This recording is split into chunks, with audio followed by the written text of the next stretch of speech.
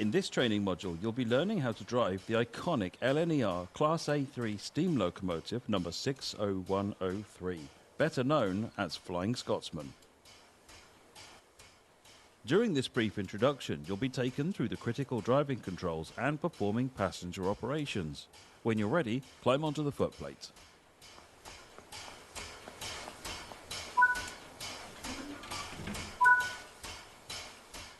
Take a seat at the driver's position so that we can prepare this locomotive for operation. For this introduction, you'll be completing a full loop of the circuit and performing passenger operations when you reach the next stop.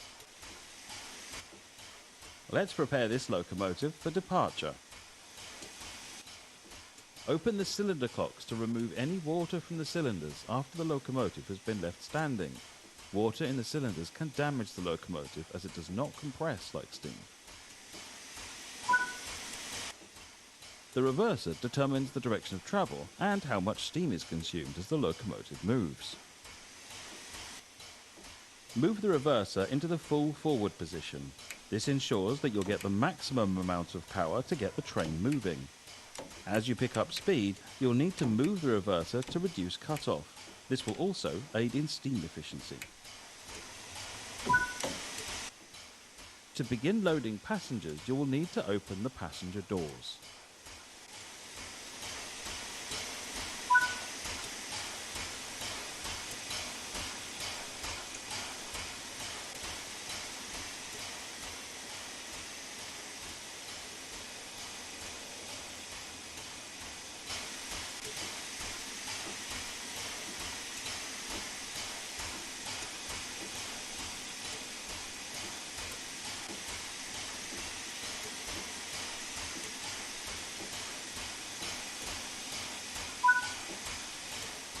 It's time to depart. Close the passenger doors. Unlike other steam locomotives you may have operated, this locomotive has had its vacuum brakes upgraded to air brakes. The locomotive brake applies braking force on just the locomotive, whereas the train brake applies it to the entire formation. As this train has air brake equipped coaches, we'll be using the train brake.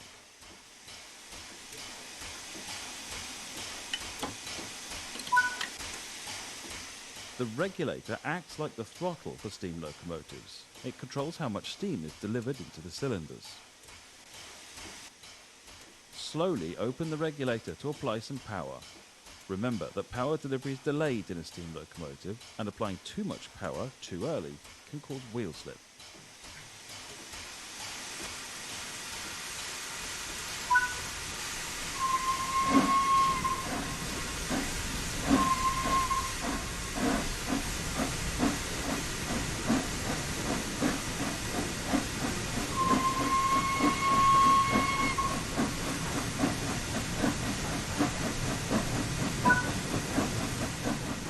Starting to pick up speed, move the reverser toward mid-gear. This reduces the amount of steam let into the cylinders and saves energy. Now that the locomotive is moving, you can open the regulator some more. After a few wheel rotations, you can close the cylinder clocks.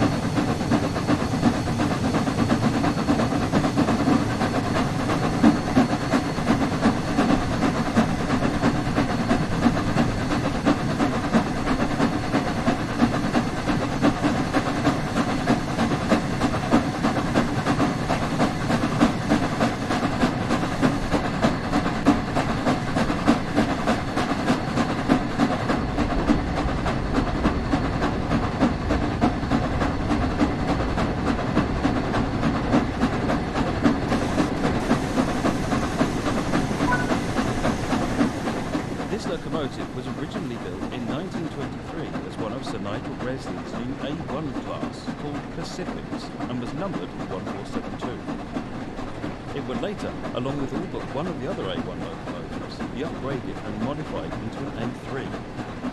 In 1924, this locomotive was chosen as a flagship example at the British Empire Exhibition, where it was given the number 4472 and its now famous name after the Flying Scotsman Express service between Edinburgh and London. In 1934, Flying Scotsman was reported with 100 miles per hour on a special test run, officially making the first locomotive in the UK to reach that speed. The test run proved to the LNER's directors that steam power could provide high speeds, negating the plan for the company to use diesel power on its high-speed services. Sir William the Cowpike took the steam locomotive to Australia, making it the first steam locomotive to circumnavigate the globe. While in Australia in 1989, it also set the record for the longest non-stop run by a steam locomotive at 422 miles. After 23 years of ownership, Calpine sold Scotsman to Tony Marchant for £1.25 million. However, due to the expense of maintaining and running the locomotive, Marchant chose to withdraw his ownership and began looking for someone else to buy it. Fortunately, in 2004, a campaign by the National Railway Museum resulted in a surge in popularity of the locomotive. The museum was granted a £1.8 million grant to purchase it and make it part of the national collection, along with extensive public donations.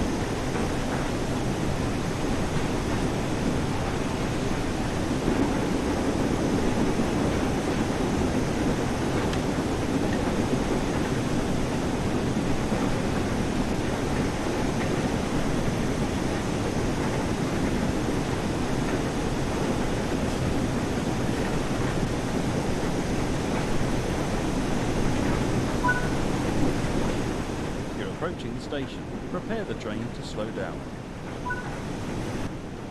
Bring the train to a stop in the indicated position.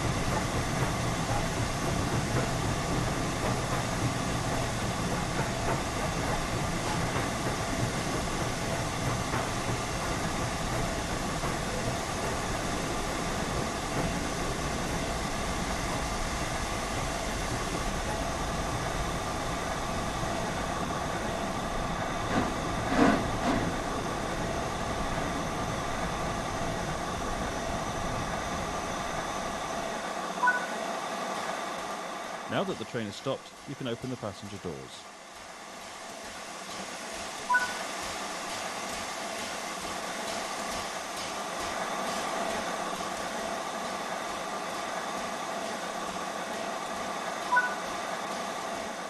Good work! That concludes all the basics of operating this locomotive.